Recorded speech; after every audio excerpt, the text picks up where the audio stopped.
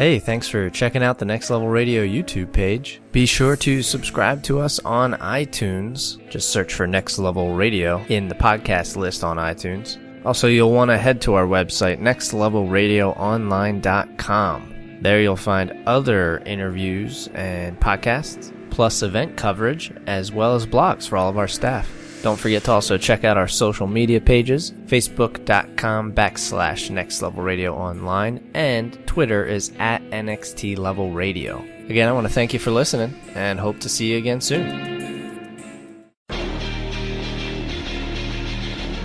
Hey guys, this is Amber Nurse, the voice of Pam Poovey. Holy shit snacks! And you're listening to Next Level Radio.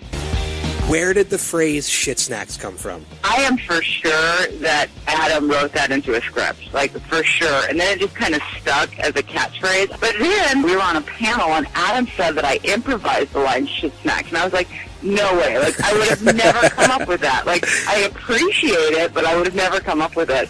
But another funny thing is Jessica Walter was talking about Pam and how much she liked the character, and she said, holy shit cakes. And I was like, that's what it should be from now on, is shit cakes.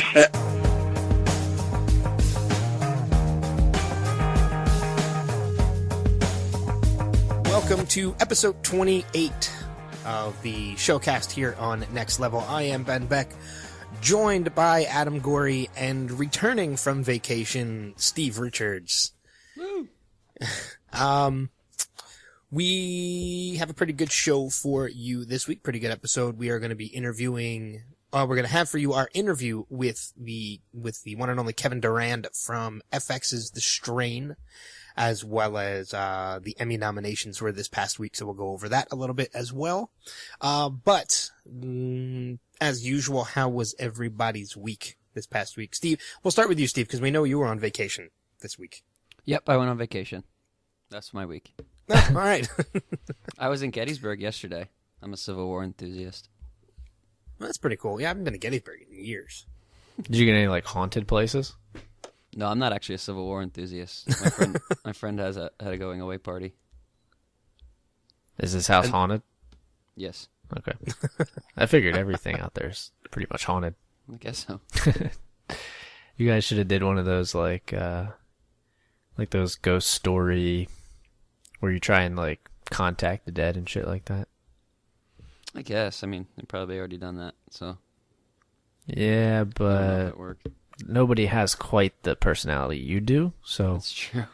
It certainly sweet doesn't spirits. show on this podcast right now. Yeah.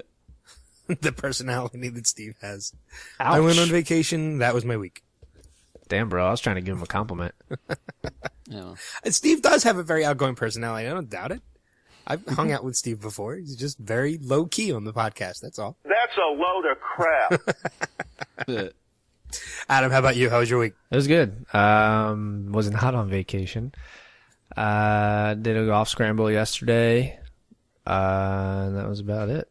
And it turned out that it didn't rain, which was awesome because I thought it was going to storm all day. It was hot as hell as it was today too, but the week itself didn't really do much.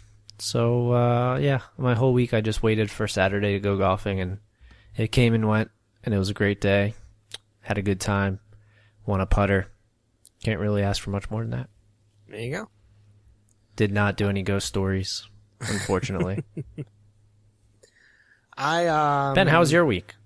It was interesting. I saw 2 movies. I went and saw. Nobody really cares. Yeah, I figured that was coming. Set him up. Knock him down. I saw Ant-Man twice, and I saw Trainwreck. And I'll get into what I thought of both when we go into the box office. But I'm kind of pissed because I ordered something for a friend's birthday. I don't want to mention what, just in case, or not one, just in case, but when he listens to this podcast, I don't want to give it away. Stripper cake? No, it's not a stripper cake. Damn it. Although it would be sweet good guess, reason though. as to why the package was stolen off my front step this morning. Yeah. Really I've pissed me never off. had a stripper cake delivered and not get stolen the first time around. It was not a stripper cake. Oh. Or for the sake of his birthday, it was a stripper cake. But But chocolate yeah, I or ordered vanilla? strawberry. Which happens to also be the name of the stripper that was inside. Hey, good one. But yeah, I ordered something next day. 1 day, 1 day shipping. I ordered it last night and it was delivered today. And in the 5 minutes it took me to get from the notification that it was delivered to outside my front door, it was stolen. They don't like knock on your door or anything? I was in the shower, so I don't know. Oh. But how much was this item? I don't want to say because just in case he's listening or when he's listening, I don't want to give away a value. Was it that kind of leads toward more than $50? I don't want to say. Okay. More than $5. It was more than $5. I would not pay 1 day shipping for. Well, I didn't pay for 1 day shipping at all because I'm Amazon Prime. But Wait, whoa. You still have to pay for 1 day. no, you don't. What do you mean you don't? No, you don't. Not with Amazon Prime. You don't. Certain items you get free 1 day. What? Since Uh-huh. when? I thought it was just 2 day for like almost Nope. everything. No, certain stuff is free 1 day shipping now, What depending on the where it's coming shit? I've been missing out. from. Yes, you have. And that's the thing. Like I've had hundreds. I've had over 100 packages delivered to this place, and nothing. I've never had a problem. And the first time something is taken from out front, so He I'm was dealing staking with. you out. It had to be, but they're not getting anything very interesting. Because what I ordered was part of a bigger thing, so in itself, it's not really that interesting. But What was but I'm it? dealing. I'm not telling you what it was. But yeah, it was. Did I'm it cost dealing- more or less than $25? I'm going to continue on now because I'm not going to answer any more questions about this item. $6. But You son of a bitch. But yeah, I'm dealing. It wasn't Amazon's fault. It was the shipping. It was the company that they had that delivered it with the 1 day shipping's fault. So they are actually helping me to get another item. Were they back brown? at no cost. So no, they were not brown. Oh. Did they have a little arrow in their name? No, they did not. Well, It's what the actually hell? a company I had never heard of. Well, now you know why. That makes sense. Exactly. They It was the probably- company that Amazon used. They I probably couldn't never help it. delivered it. That's what I actually thought about that too. Probably delivered it to the wrong place. Delivered it to the wrong place or just didn't deliver it. Yeah, the driver's like, oh, this is a pretty sweet stripper cake. I'm just going to keep this for myself. Yeah. Screw that guy. But speaking of Amazon, Speaking of stripper cakes. how anybody else think that Prime Day was a huge disappointment? Yeah, it was so bad. I think It's everybody horrible. thought that. Yeah. I mean, they like. It was a yard Fresh sale, an sales- online yard sale. That's pretty much what it was. Like sales bigger than Black Friday. No, really, it wasn't. I was going on like Snapchat and stuff and putting Snapchats up of all the random shit I found on Prime. One was like I'm trying to remember what it was now. I think I definitely saw a cheese grater. I don't know if I posted that one. I think the one I posted was like a hole puncher, but it was some kind of like fancy looking hole puncher. And then one was some cooking item that looked like the little flashy thing from Men in Black. Really? Yeah, it was supposed to be something for the kitchen, but I have no clue what it was. And then I think they're selling ice bags. Was another one I saw. There's What? Like bags of ice? No. Like an ice pack, I guess would be. Oh, Yeah. okay. I know another one I saw was you guys might have seen this one too. Like a bulk container of only red Tootsie Pops. I didn't see that one. Oh, Yo, yeah. I would have got that though. No, it was sold out. It was 100%. Guess what? What did they call it? Like not confirmed. and waiting list full. Yeah. I don't know if the waiting list was full, but it claimed 100% claimed. Oh. First of all, you guys should have known that it wasn't going to be better than Black Friday because that's what Cyber Monday is. So they can't just have two Cyber Mondays during the year because then they'd start losing money. Well, it's Christmas in July though. They very easily could have done it. Well, they didn't. I didn't And the expect thing- like great deals. I didn't expect crap items though. I think the winner out of all this though was Walmart because Walmart put up sales of their own to compete with Amazon, not knowing what Amazon sales were going to be, Yeah, and their sales were probably. better. Yeah, that's true. Good for So them. I mean, Walmart stepped it up and beat them. So What they, They lack could use in more money. Yeah, what they lack in employment, employee care, they make up for in marketing. well, no, they have marketing with people at Walmart.com. It's just not good marketing. Hey, any publicity is good publicity. You know what they say. True. All right, let's move forward with the podcast and let's hit the box office for the week.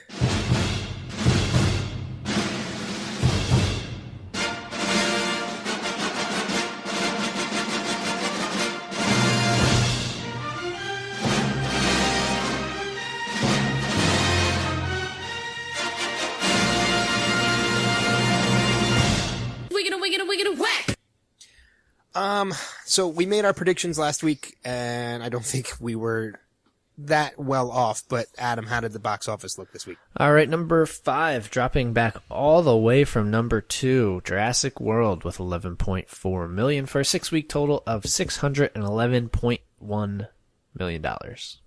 I don't think either of us had it down that far. Nope. We had it at 4, didn't we? You had it at 4. Yeah, okay. Where'd you have it at? I had it at 3. Ooh. I had it at 5. Yeah, sure you did. Number 4, dropping back from number 3, Inside Out with 11.6 million for a 5-week total of 306.3 million. Number 3, opening up, Trainwreck, the new Amy Schumer movie that Ben saw. If you want to see his review, go to nextlevelradioonline.com, and I believe there's a review tab there now, right? There is, yeah. I moved things around, so now there's a review tab right at the top. Perfect. Well, that one opened up at $30.2 million, 85% certified fresh on Rotten Tomatoes, 81% from the audience. Ben, if you want to just give a quick, how do you do? What'd you think of the movie? Yeah, if you're a fan of Amy Schumer's comedy, it's a movie you're gonna love. I love Amy Schumer. I think she's hysterical. I think Bill Hader was great as the straight man between the two of them. There's a lot of other comics in this movie that are up-and-comers, as well as a few veterans like Dave Attell. LeBron James. And let me tell you something right now. LeBron James, although he didn't write his own stuff, obviously it was written by Amy, his delivery, he's fucking hysterical. He was probably one of the highlights of the movie. He's goddamn funny. But I mean, if you're a fan of Amy Schumer's comedy, you're gonna love the movie. I was laughing so hard I was in tears at certain points. It's a must see. It's very, very raunchy. It's a fair warning. Right up my alley then. Yes. I think my wife saw it. I forget what she said of it. I know she said she liked it. She messaged me. She said she liked it, but she thinks she might have overhyped it a little bit because it wasn't as great as she was expecting it to be. Way to go, bro. I know. Sorry. Tone it down. Number 2, dropping back from number 1, Minions with 50.2 million for a 2-week total of 216.6. I saw it this week. What'd you think? It was awesome. Ben, real quick, 1 to 10, whatevers. I guess you can make it up because you saw the movie. Oh, I gave it what to give it though? I know the number. I'm trying to think of what thing to give it. LeBron James's. I was gonna say basketballs. I'll give it basketballs. I give it about like a 7.5 basketballs.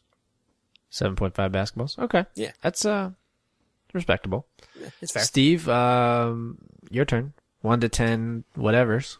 Okay. I give it 2 ratings. 1 if you have kids and 1 if you don't have kids. If you have kids, it's about a 9.5.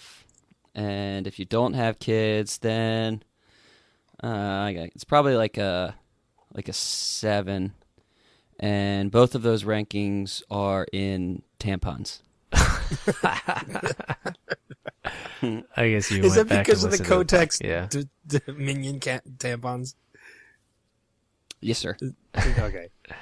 Did you like the last story? I did. That was Cannery sucks. That was specifically for you. So, and then the number 1 movie was Ant-Man. Ben and I were way off on the totals. That has a 79% certified fresh on Rotten Tomatoes, 92% from the audience. So the audience liked it. Only made $58 million.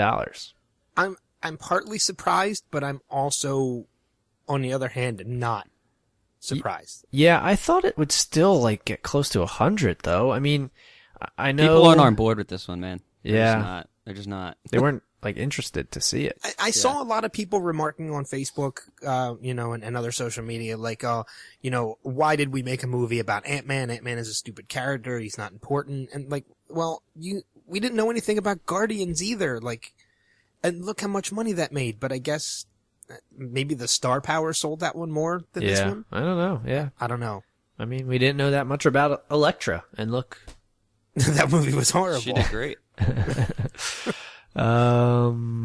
So I guess that's it for this past weekend. As if Jennifer Gardner didn't have a tough enough week. You're a jerk. I saw. Oh has yeah, you anybody saw else- Ant-Man too. That's right. Did anybody else see it? out of the three of No, us? I didn't get a chance to. You were supposed to go on Friday. I saw it. I've seen it twice already, and I loved it. I give it a 9 out of 10. Don't say ants. That's a cop out. I know. I wasn't going to. I'm trying to think of something else. You can even say Michael Douglas's, and that would be better. I'll give it a 9 out of 10 sugar cubes, and you'll get that when you see the movie. But like, I loved it. I'd actually put it right up there. I thought it was better than Age of Ultron. Really? And I put it up there with Guardians. I thought it was great. High praise. I have a review of that on Yeah. nextlevelradioonline.com as Overhyped well. It's not overhyped. It's in the red. I think the biggest issue with this movie not making enough money is people just not having enough interest to go see it. Not because the movie's bad. I think these people, if they actually went and saw it, would actually enjoy the movie. Sugar Cubes better be a great one, because I think Thomas the Tank Engines would have been good. That would have been good too. No, I like the Sugar Cube reference better. Okay. I'll let you know when I see it. Yeah, usually I actually go see these at the Thursday night showings. But we had an interview that we had to record, which was worth it. So I'm not gonna knock it. Not gonna say no regrets. Hashtag no regrets. Hashtag YOLO. I fucking hate YOLO. Yep, bringing that back. Yep, that's No, all we're gonna talk I about. The rest fucking of this hate podcast. YOLO. You should have It never is said the that. douchebag way of saying seize the day. Seriously. I think seize the day is a douchebag way of saying seize the day. Seize no. the day's douchebag way of saying YOLO. No, Yep. no, it's not. That's what I meant Seize to the say. Day. Or Carpe Seize the Day was Diem. out first. I'm pretty sure Carpe Diem was the OG. Yep. Yeah, it was. But now, it's awesome. now that you said that, we're going to be using YOLO a heck of a lot more than we used to, which was not at all. So, thanks for sharing your opinion. Seriously. Coming out this week, July 24th, you have the new Adam Sandler, Kevin James, Michelle Monaghan, Peter Dinklage, a bunch of other people. Pixels. When aliens misinterpret video feeds of classic arcade games as a declaration of war, they attack Earth in the form of the video games. Also coming out, Paper Towns. Oh wait, I'll be seeing Pixels on Tuesday. That's why I'll be going to a screening. 3,500 plus theaters for Pixels. Paper Towns, drama, mystery, romance. A young man and his friends embark upon the road trip of their lives to find the missing girl next door. I believe this is a... Is this The Fault in Our Stars? Yeah, one? The Fault in Our Stars. Okay. Same person who did that. That one stars Nat Wolff, Cara Delevingne, Austin Abrams, and Justice Smith. Delevingne. Okay, that's great. Paper Towns coming out in 3,100 theaters. YOLO. You motherfucker.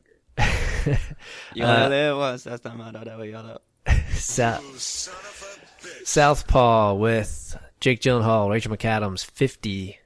Curtis Jackson Sent, who's poor now. Forrest Whitaker. Is that true? Yeah, I think so. I thought I heard 50 Cent was in I thought he invented vitamin water or something. He might have. I thought he made more money from that than anything else. Forrest He's not a good rapper. You know who is a good rapper? Drake. YOLO. God damn it. Boxer fights his way to the top, only to find his life falling apart around him. That is 2,750 theaters.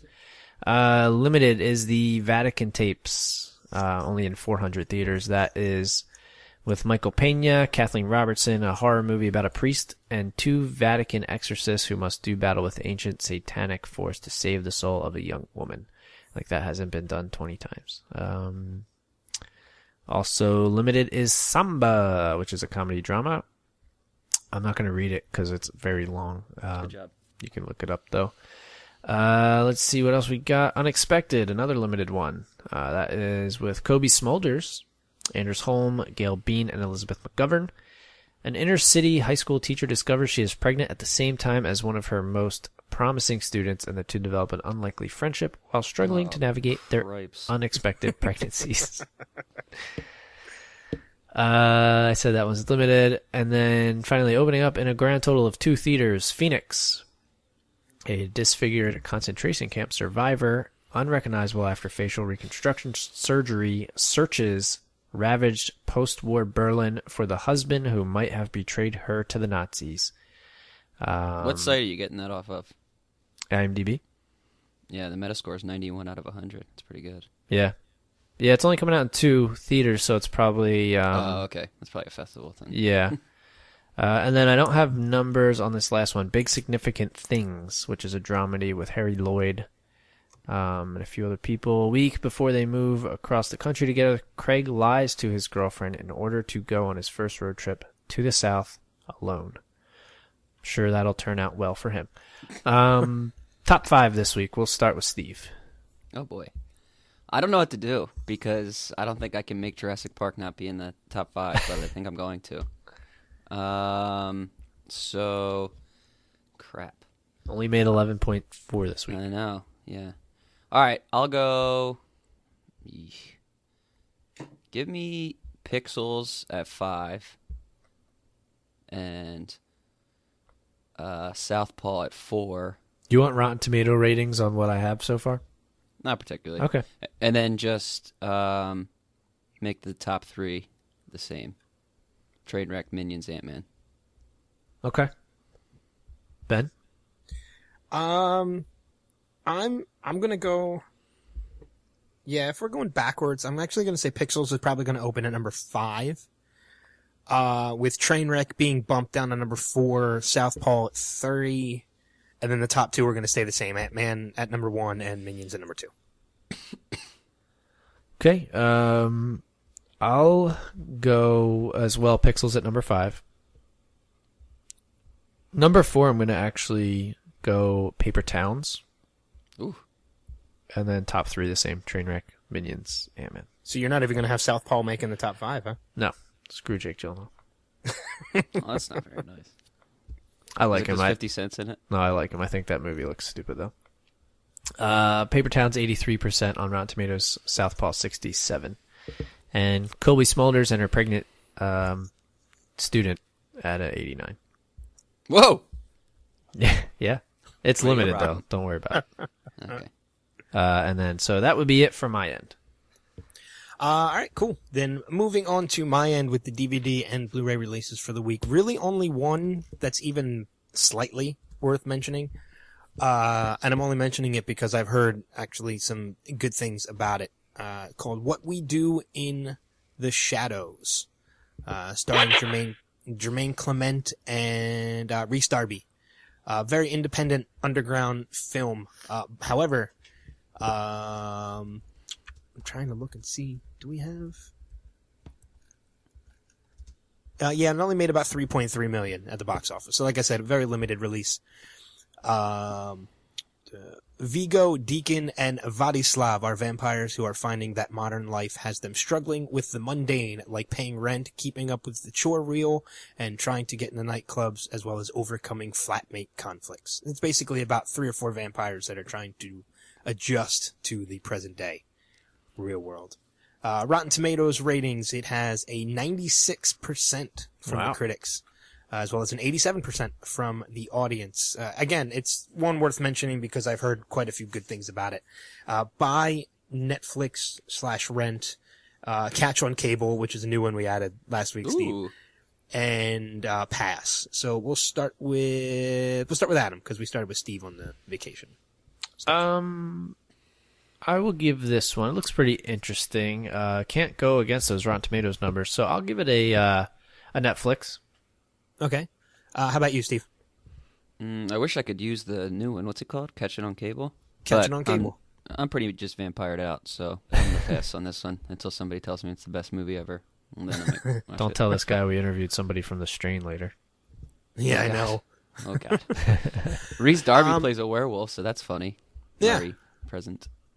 So, I'm going to give this one a Netflix just because, again, I've heard good things about it, so I want to check it out. So, but that's about it for DVD and Blu-ray releases for the week. So, let's move on with the next segment of the week, which we had a kind of Comic-Con special edition of it last week, but with Steve back, we're going to go back to normal, and that is Steve's Trailer Trash.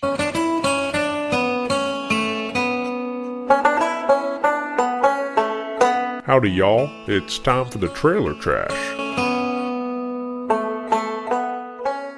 What do you got for us this week, Steve? Yeah, let's kick off with the trailer that's probably getting the most buzz of the week, and that is The Revenant, which is an adventure movie that's going to come out January of 2016.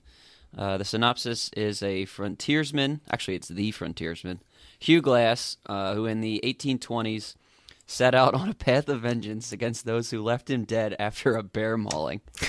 Greatest synopsis ever.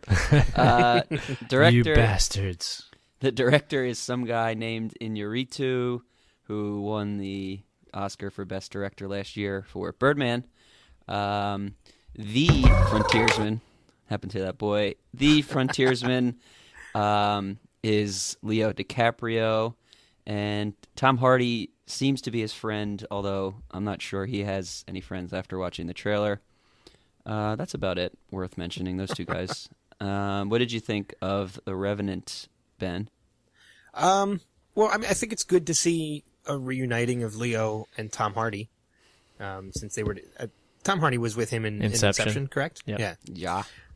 I don't know. I realize it's a big deal because it's a Leo movie, but I was kind of like, other than the fact that it's a period piece, I really couldn't tell what the hell was going on I couldn't tell what the plot synopsis is of the movie. Leonardo DiCaprio is being a frontiersman on a path of vengeance against those who left him dead after a bear mauling. Yeah, I mean, there's really not much. You're just reading the synopsis. Not much to go past that. I mean, you can tell he was a frontiersman, and there's a lot of killing going on. I did see a bear in the trailer.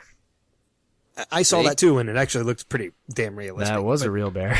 It's a real bear. Yep. But I mean, I don't know.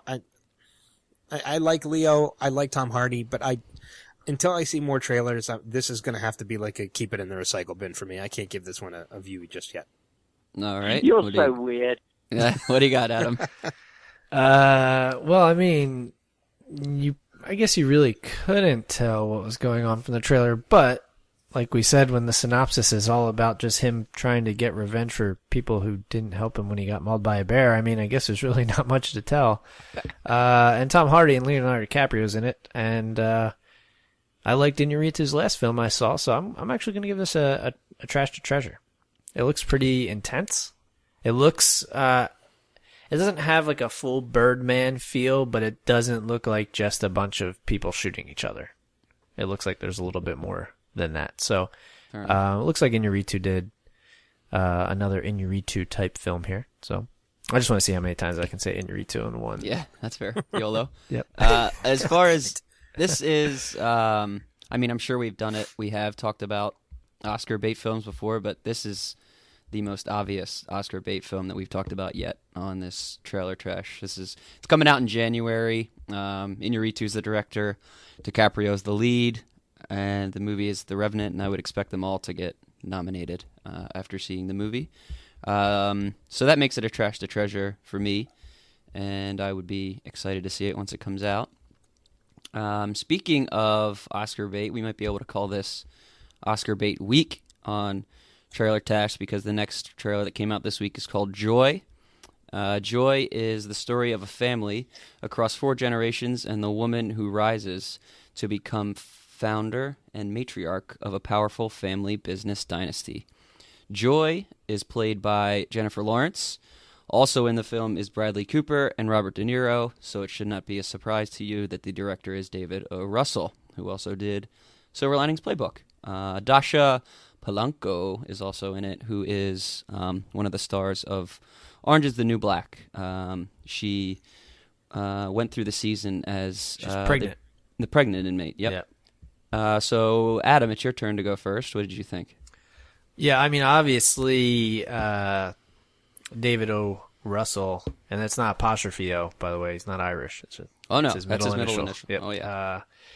He obviously just basically hit Control-C, Control-V when it came to the freaking cast. Holy Well shit. done. I like Silver Linings Playbook, though. So, I mean, if it's going to be similar to that, you know, I'm going to check it out. I don't know I don't know that I like the trailer that much, though. So I think for now I'm going to leave it in the recycle bin with the intent that I'll probably see that movie at some point. Fair enough. Ben, what do you got? Yeah, it's tough for me to review Silver Linings Playbook 2. Sure. You know, because I'm not sure there's going to be as much dancing in this one, but no, probably not. Probably not as much Eagles stuff either. It seems like Bradley Cooper and Jennifer Lawrence are becoming the next Tom Hanks, Meg Ryan kind of combo. You know, where they're doing like 50 movies together. But I don't have a problem with that because I think their chemistry works. You know, we saw them in American Hustle, Silver Linings Playbook. This is another one that I kind of had trouble figuring out what the hell the movie was about just by watching the trailer. And I think like it's David O. about Russell. a woman. She's kind of like the there's like 4 generations, and she tries to rise to become the founder and matriarch of this powerful. Can we just stop family reading synopsis business on times. IMDb when I say I don't business know what the thing. trailer is about? yeah. I think her name is Joy. She says that in the trailer Yeah, she does say it. at the very end. So again, like I like David O. Russell, and I like Bradley Cooper. I like the cast, so for that reason, I'm keeping it in the dumpster bin as well. Dumpster Okey-doke. bin. That's a new one. Recycle bin. Sorry. This comes out Christmas, by the way, and it is a biography because it's about joy, but it's also a comedy and drama. Like I mentioned, Oscar bait week. I think that this is another one that's going to be a good one. David O. Russell has been really good lately with not only Silver Linings, but American Hustle. He did as well, which I liked, but some other people didn't. You did The And Fighter then- too, right? Yeah, and The Fighter, yeah. So he's been good for the last couple of years, last 5 years anyway. So He also did a movie in 1994 called Spanking the Monkey. yeah, yeah. See, he's the best. So yeah, I do think this is Oscar bait as well. So it'll be a good movie, and I'll be looking forward to seeing it come Christmas. Spank that monkey. It'll probably win the box office on Christmas. And the next one is not necessarily Oscar bait because it's a comedy with Tina Fey and Amy Poehler. It is called Sisters. Oh, but it might win the box office because it also comes out on Christmas. This is where 2 sisters decide to throw one last house party before their parents sell their family home.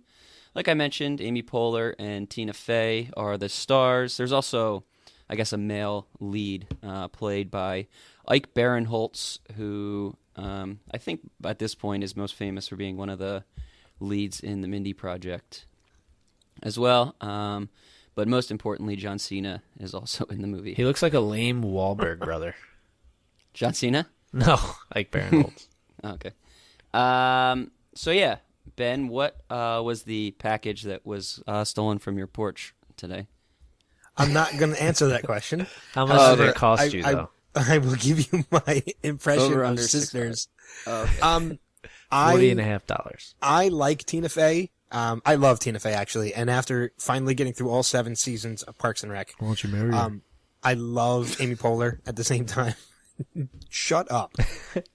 I don't even know what the hell you're talking about. But Kate McKinnon is also in this as well. I don't think, I know you're wrong. It is not going to win the box office, mainly because it is coming out days after Star Wars. No, it comes out. Yeah, exactly.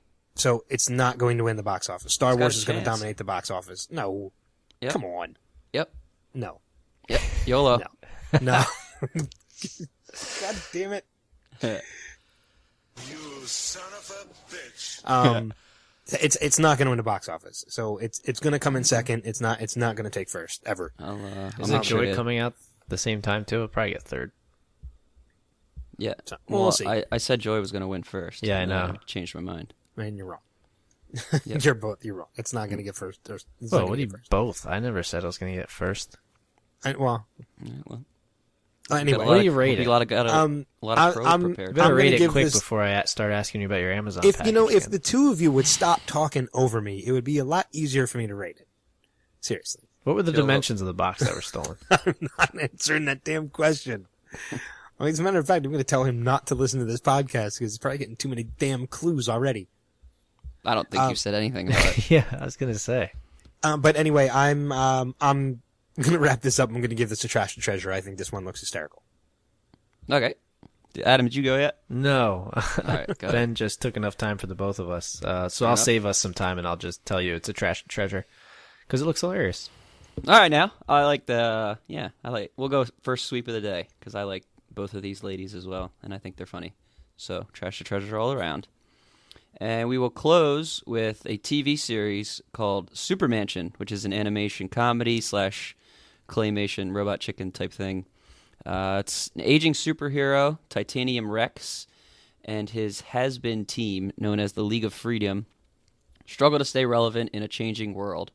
Bryan Cranston has his hands all over this. He's like a writer and a producer, and he's also Titanium Rex. And Seth Green has a voice role. Keegan-Michael Key has a voice role. And I believe I saw Donald Faison's name pop up in the trailer as well. So, Adam, what did you think of this Super Mansion TV series that comes out in the fall? I don't watch Robot Chicken, but this looks hilarious. Claymation stuff is funny, especially even though it's 2015 and we're still doing claymation. I think that makes it even funnier. Did either of you ever hear of it from like close to 15 years ago? It was a TV show called Gary and Mike. I have not. It was another claymation one. That show was hilarious too. The only person you may know that was a voice in that was Harlan Williams. But no, this looks really funny. And Bryan Cranston, coming off of Breaking Bad, you see how funny he is outside of the show. We played the clip last week where he dropped the mic on that weirdo who asked him the question. Oh, yeah, that was a good one. I think he does the comedy thing well, and I think that from this trailer, you know, he kind of flexes his comedic muscles. So I'm going to give this a trash to treasure. Cool. What do you got, Ben? I, on the other hand, have seen Robot Chicken, and I'm actually a big fan of Seth Green and all the Robot Chicken stuff. And I think this looks, again, I agree, Bryan Cranston is great at comedy. I'm excited to see that he's got his hands all over this, and, you know, he's in this as much as possible. I think this looks hysterical. This is getting a trash to treasure for me as well. Cool.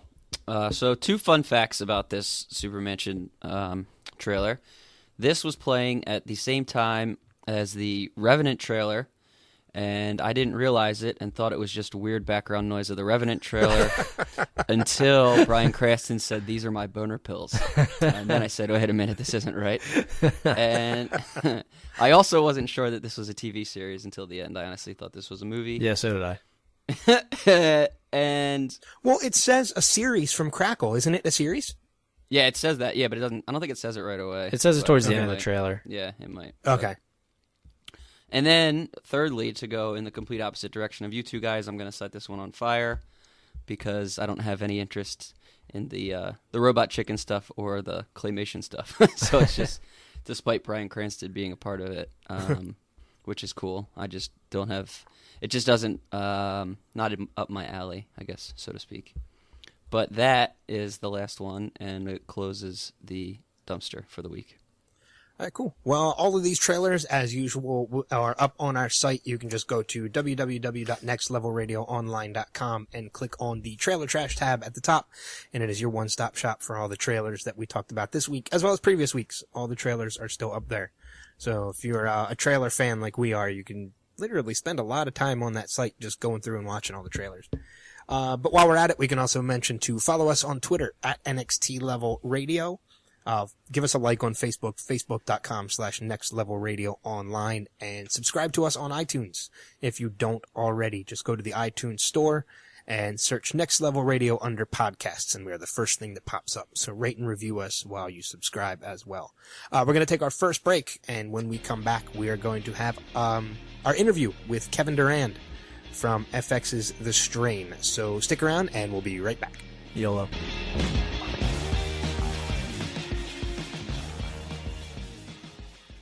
Hey everyone, this is TJ Fine from Bones, and you're listening to the Showcast on Next Level Radio. All right, time for our favorite part of the podcast, and we are especially excited this week because we get to talk to a super talented actor. He's not only been in great movies like Wild Hogs, Real Steel, X-Men Origins Wolverine, and obviously a ton more, but he's also been in Lost, which is definitely one of our favorite hit TV shows ever made. But now he's in another hit show that you can watch every Sunday night. Please welcome to the Showcast one of the many great stars of FX's The Strain, Kevin Durand. Kevin, how's it going? I'm doing good. I'm doing great. I'm glad I'm a part of your favorite part of the podcast. Well, yeah. I don't want to be like part of your second favorite or third favorite. I'm like favorite one. Yeah, I'm not saying the rest. I'm not saying the rest of the podcast is crap, but this is just the best part, in my opinion. I am very sure of that. I'm very sure. I'm glad to be chatting with you today. How you doing? Well, not too bad. I mean, obviously, like I said, you've done so much, so obviously we want to cover as much of it as we can in our time with you. So let's get right into The Strain. And season 1 of The Strain, season 2 just started. When our audience is listening to this, episode 2 will have just aired. Season 1 was more of how The Strain came about and spread. What can we expect from the show and even your character during this season, in season 2?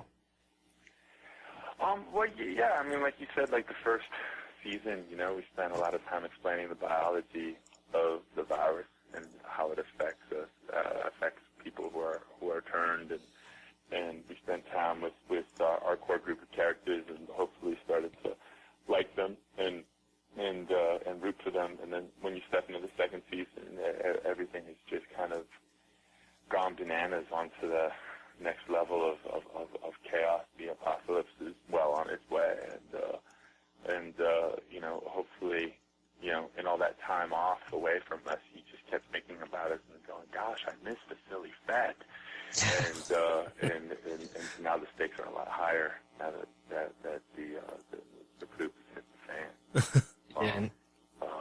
Yeah, so it just feels like from the first day reading that first script of the second season all the way through to the end, I just kind of felt like everything had just jumped up like a bunch of notches, and everything really kind of came together. We kind of, you know, got our stride going, you know. Yeah, they definitely get. I mean, whereas season 1 you kind of have to build up a little bit. Season 2 you can jump right into it, and the funny thing is, anyone who listens to the podcast will know I'm not a big horror person. Ben's more the horror buff on the podcast, but this type of horror is right up my alley. Like, I'm not a jump scare really kind of thing, but like sci-fi-ish fantasy horror is the kind of stuff I'm into, like Alien and stuff like that. And this show is perfect for anybody like that. Oh, cool. Yeah, I feel the same way. I mean, seeing this world, you know, these monsters, I don't know if you've read this before, but I'm sitting down with Guillermo. He said, like, that these monsters, these vampires, the monsters of his childhood, he'd wake up in the middle of the night in a cold sweat, and he would be having nightmares about these damn things, and he would get up and start jotting down ideas about their mythology and do sketches, and so they've been haunting him for many, many years, so we just get to be the benefactors of his horrible nightmares. Yeah, I mean, and Guillermo has such a vivid, you know, imagery when it comes to stuff that he's done, and so you have to imagine that something that comes from his nightmares, as you said, I mean, just, you don't even have to see it first off before The Strain. Like, you could have just told me, you know, this is from something that, you know, Guillermo had nightmares about, and I would automatically be in just from that. Yeah, exactly, right? Yeah, I mean, that prologue in the first episode, I was just absolutely stunned by it. Yeah, it's just so beautifully horrific. Yeah.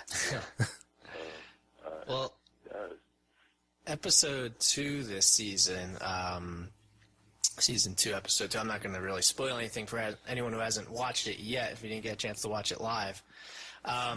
There's a scene in it, and, you know, I don't know if you remember it being in this episode or not, because I know as we're recording this, it hasn't aired yet, and you haven't seen it yet, but there's a certain scene in a pool in your backside. Well, you know, all I could say about that scene is, you know, all's well that ends well. And looking back,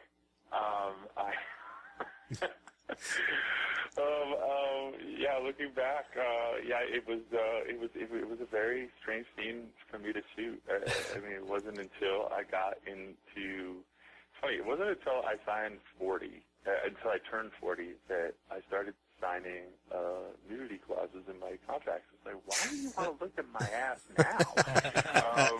And it's funny because I just kind of go, yeah, okay. I just don't know how much longer you're going to want to look at it. So let's do it. You know.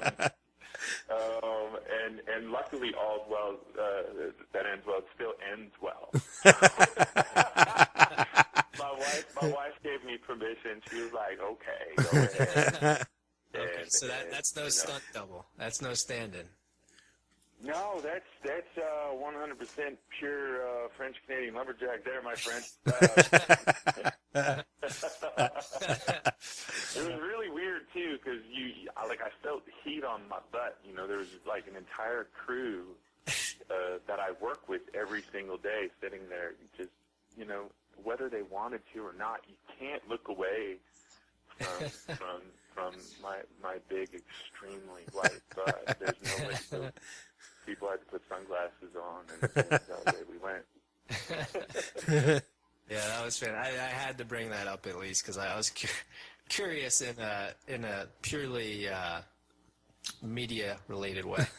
I did read that at one point the FX president had said this series would run anywhere between 39 and 65 episodes, which when you're doing 13 episodes a season is a pretty big gap. I mean, that's a difference of season 3 or season 5. Do we know, or do you know, or have any inkling as to maybe how many we're going to end up getting? Because I know, there's a few books that they're going off of. So, have they told you at all yet? I assume at least a season 3. I've been hearing a lot from a lot of different people. I really don't know. I think they're aiming more so for 5. That's what I'm hoping for. Yeah. Yeah, me too. I mean, I have so much fun doing the show and playing this character. It's one of the first, truly heroic dudes that I get to play and that I've had the chance to play.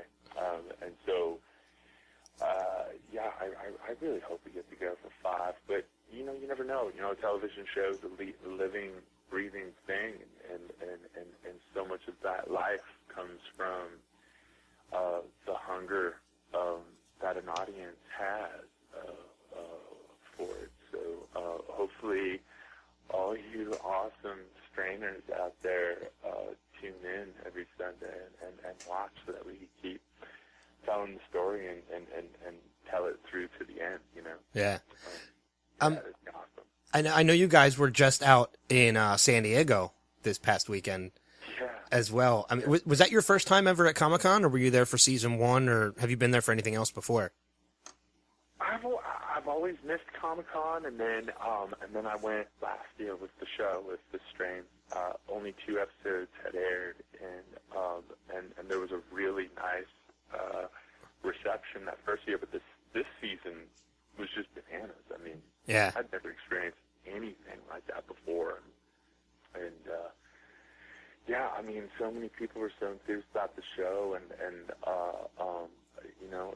there was a banner covering the entire front of the Hilton Bayfront of the Strain. It was just, I just swelled with pride. I was so grateful, and it was so cool to be there to represent for a show that our fans genuinely love the show, and I genuinely love the show. So it's just so great to get to shake hands, take pictures.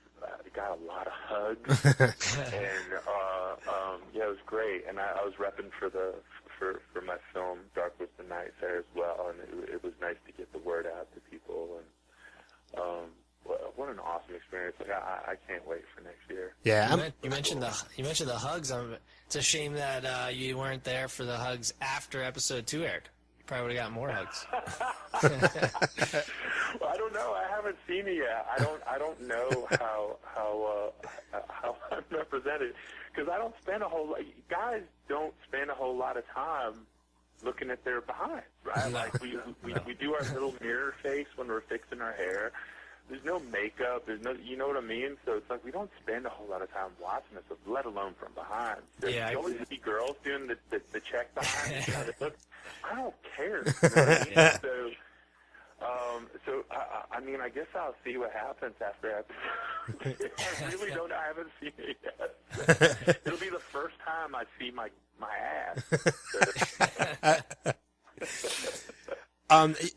You had mentioned, this character from The Strain. You're loving the fact that you're able to play like a hero now and stuff. I mean, because if you look back at your career, both movies and television, let's face it. I mean, a lot of the characters you've played have been kind of scumbags. I mean, it's you can't really deny it, and we know it's not you personally. It's just the character that you play.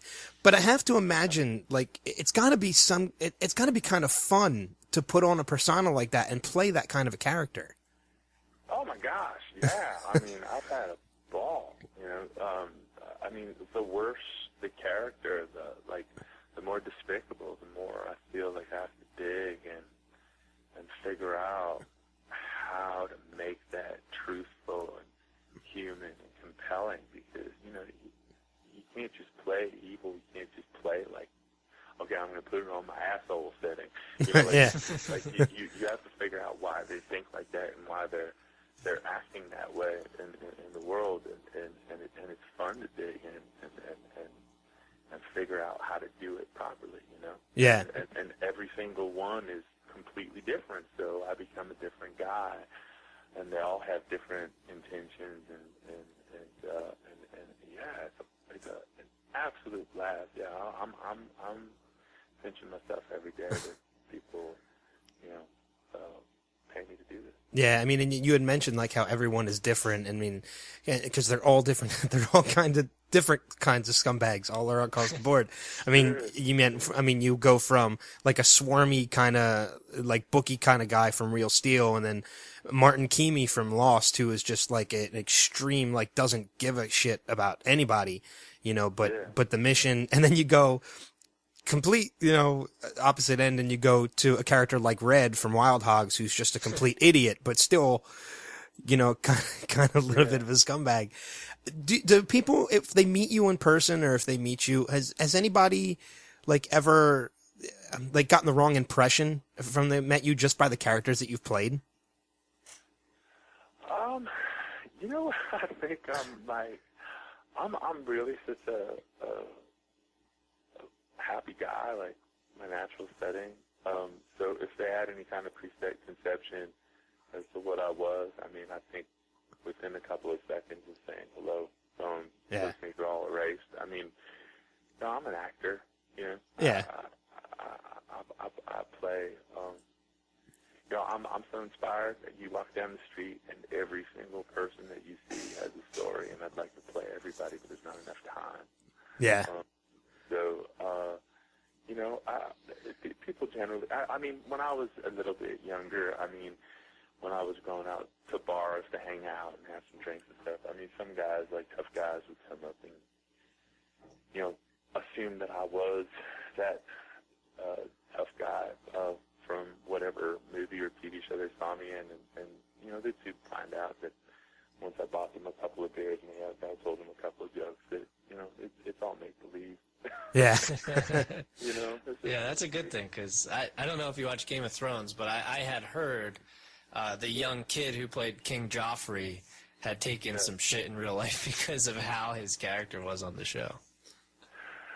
Yeah, I mean, when you're young, I mean, it kind of takes, there's more of a chance that it'll, take over a little bit. I did a Broadway show where I played a really despicable, to the audience, a despicable guy, and I didn't know how to shed it, and I would leave the theater and I'd walk the streets, and I would carry a lot of that kind of frustration and anger and that darkness, and I almost got myself into trouble a couple of times. But as you age and you do it more and more, I've been doing it for like 24 years now, since I was 17. So you just learn how to switch what's real and what's not, and you can walk away from it at the end of the day and actually have a happy life. Yeah.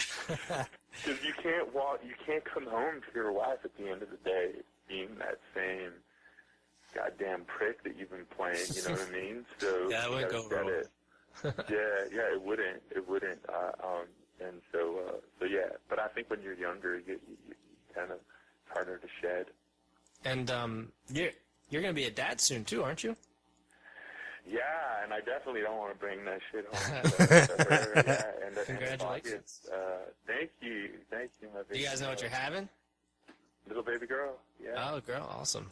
Yeah, I have a 7.5-month-old, and we played the waiting game, and that was one of the hardest things I've ever had to do is wait to see what wait gender. on the sex? Yeah. Oh my God. Wow. It sounds so easy. Man.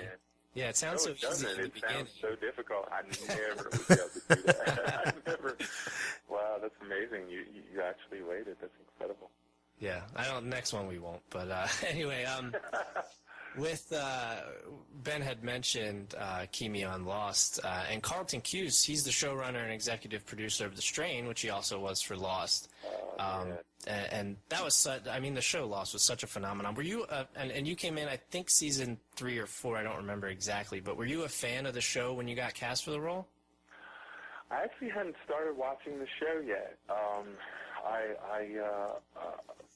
don't think I had any kind of cable at the time. I was kind of newly down to LA and kind of finding my way through, and I didn't watch TV at all for a little while. And when I got called in for it, when I read the first page, like there was only one page for this audition. Carlton had seen me in a movie called 310 to Yuma, and where I played another wonderful bastard. and I love that bastard from that movie. And I had one page, and I just had a sense from this page that I was like, I don't want to know anything about anyone on the island, because this guy is on a mission. He's got to, they're all meat to him. So Yeah. I didn't want to be like, oh look, it's Jack. Hey. I wanted. They're all the same to me, except for Ben. And it helped. It helped not knowing. Yeah. Yeah. Yeah, you must have done something right, because you even made the season 6 flash sideways too after you blew yourself up earlier in the series. Yeah, it's so cool. They said they want me to come in, and they said it's kind of like my character's bow. You come in and take your bow. I was really grateful for that, for Carlton and Hughes and Jack Bender and Dan Lindelof just kind of letting me come in and play with them. Yeah. It's a blast. It's a blast. And thank God for Carlton Hughes, because then he thought about me, and I don't know if it was him. I was told Guillermo handpicked me. I'm assuming that Carlton had a lot to do with me. With the Strain, yeah. Yeah. Meeting them and being offered the great Silly Fett.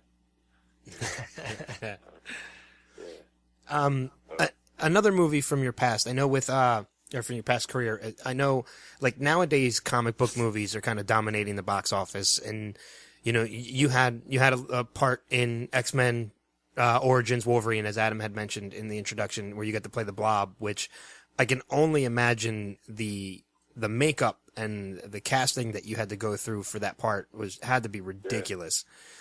Yeah, it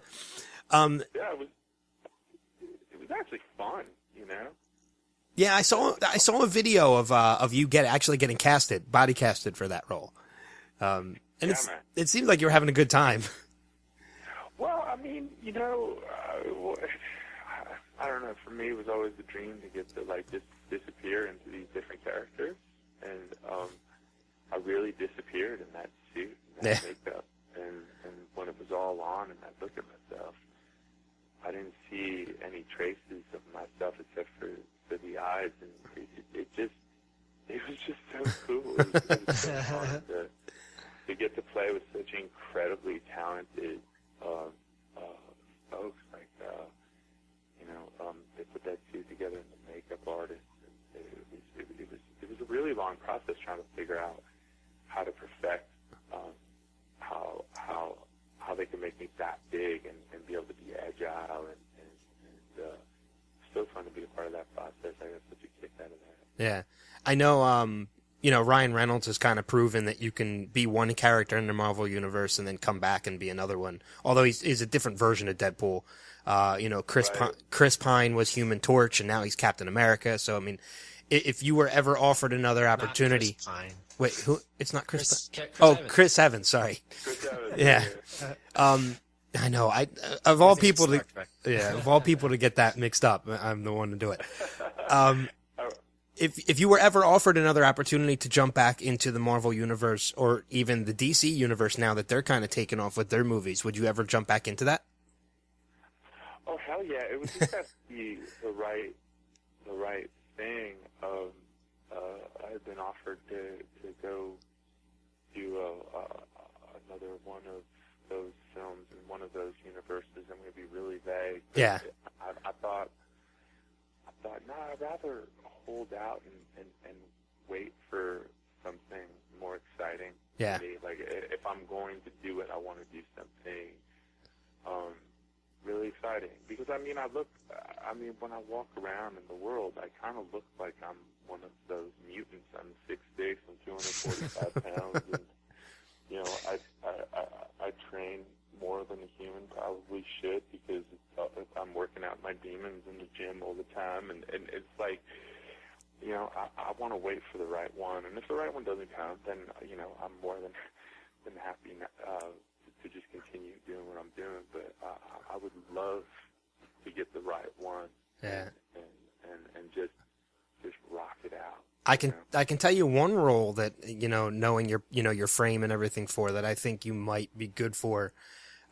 We've seen Colossus, but as a younger Colossus, I could see you being like an older, that'd be cool. an older Colossus. I could see that. Actually, Daniel Cudmore, the guy who wrote who played the original Colossus, is I know Daniel from Vancouver. He's a big fella. Good actor too. There's just so many in those universes that if it was something that was a challenge and fun and interesting and something that I could see myself kind of playing, I would be over the moon to do so. Yeah. Yeah, because Blob was kind of a surprise because they had me come in. They didn't tell me what character I was reading for. They said, okay, well, you have to have this huge range of emotion, like pretty much like as if you were almost like bipolar, like just on extremely low to extreme highs, and I want you to do all this within this one page of dialogue. And I was like, okay. And I thought they were just testing me as an actor, and they were going to, I really thought I was going to be Sabretooth, but my friend Leah Shriver got that and absolutely killed that. So I was surprised when they said Blob. I was like, Blob? Wow, okay, yeah. I was happy for it, but I was like, it was kind of a surprise. But I think I could play, such a huge range of different dudes in that world. Oh yeah, there's so many. It's endless. Bring it on, y'all.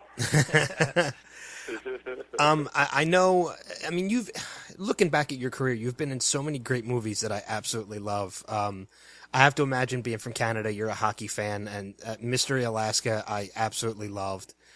Oh, cool. But another movie that you were in, I know we're running a little bit short on time, but I couldn't go through without mentioning this. I mentioned it a little bit earlier. You were in Wild Hogs, which is probably one of my top 5 favorite, like, guilty pleasure movies. It's one of those movies that when it's on, I stop and I watch it just because it's so good. I would have to imagine, that movie, you had Tim Allen, Ray Liotta, MC Gainey, who was also from Lost, William H. Macy, Martin Lawrence, John Travolta. I would have to imagine that movie had to be so much fun to work on. Oh, it was such a trip. I remember the first time on set, and like all the cast chairs were together, and you had all those incredible names. Travolta, William H. Macy. You had Tim Allen, Martin Lawrence, and Gainey. It was just like Ray Liotta, obviously. Yeah. Kevin Durand. Holy shit.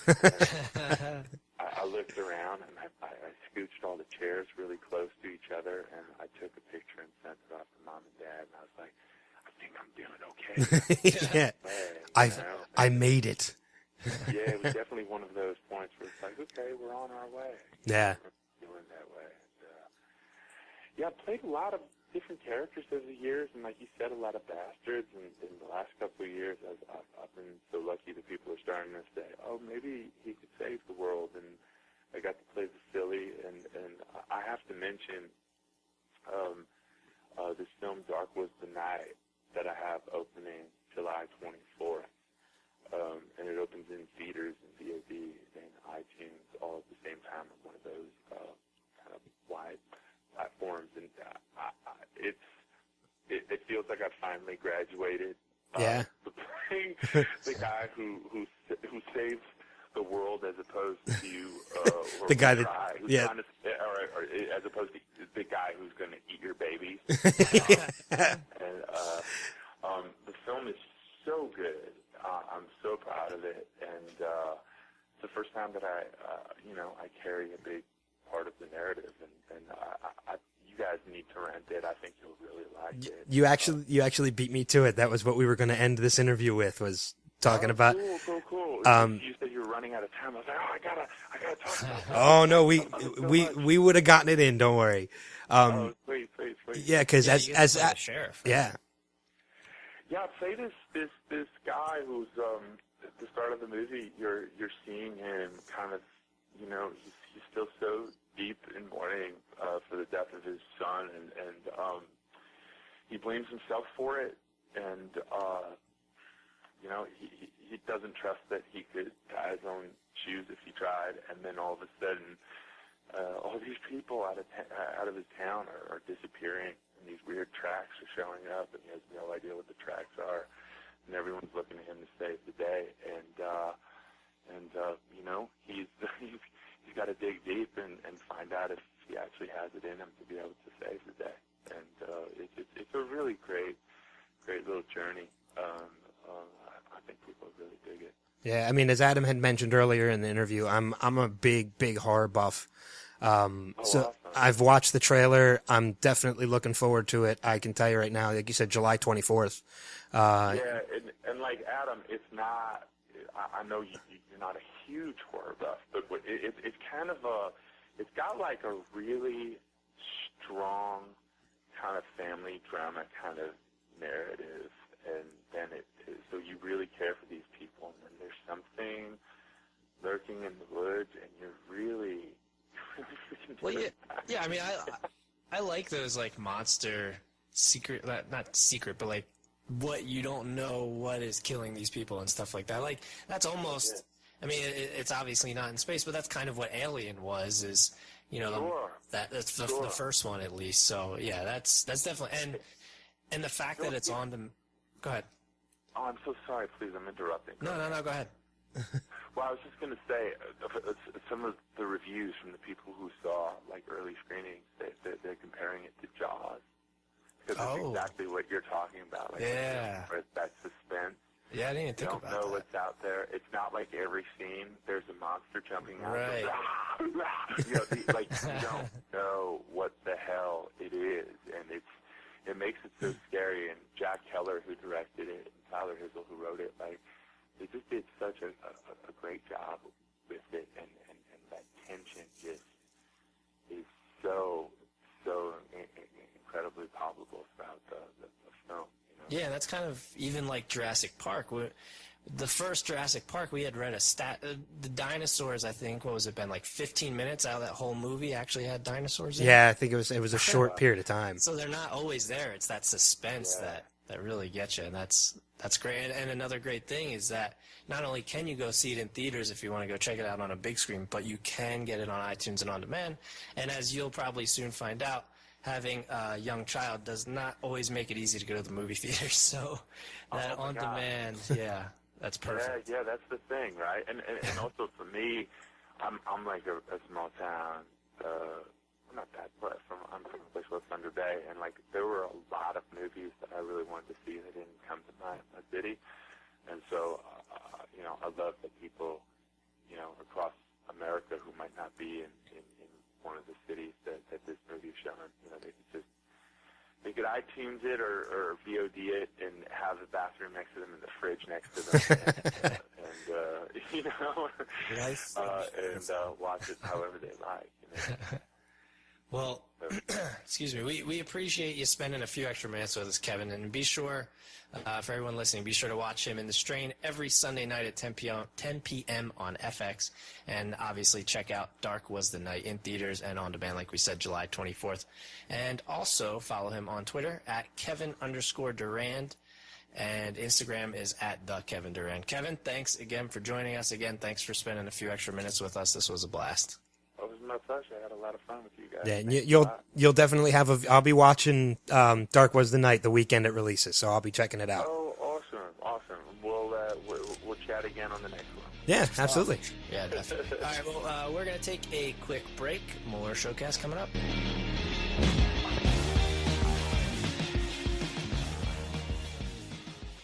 Hi, this is TJ Miller from Yogi Bear 3D. You're listening to the Showcast on Next Level Radio. 60% of the time, it works every time. Special thanks to Kevin Durand. That was a fun interview. Yeah, and I had a good time. I can't believe you brought up his ass. Seriously. Like his bare ass from The Strain. He got enjoyment out of it. He did. He went right along with the conversation. Yeah. So, you really can't complain with it.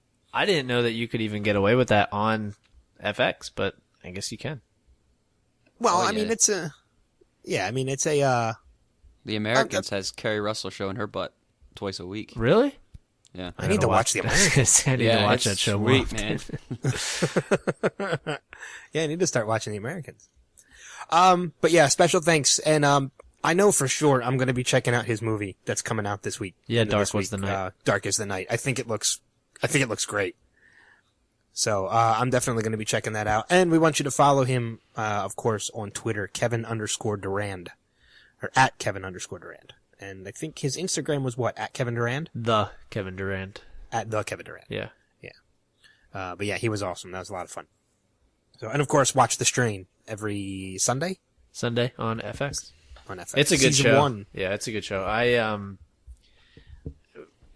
missed the boat when the first season was on TV, but the people at FX are extremely nice to us. So they were nice enough to send us the whole first season. So I kind of binge watched it right into the premiere. And we got a couple screeners, like I had mentioned before, of season 2. So I kind of watched like 16 episodes within a month or so. So I'm kind of like hot on the tails of The Strain, but it's a really good show. And it is one where you can kind of just go from one episode into another, which is cool. Yeah. So, and season 1, I believe, is on Netflix as well. I don't think so. I'm pretty sure we talked about this last week.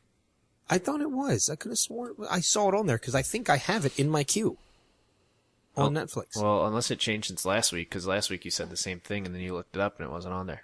Oh, maybe I did look it up and it wasn't on there. Okay. Well, either way. You're the Netflix guy. I know.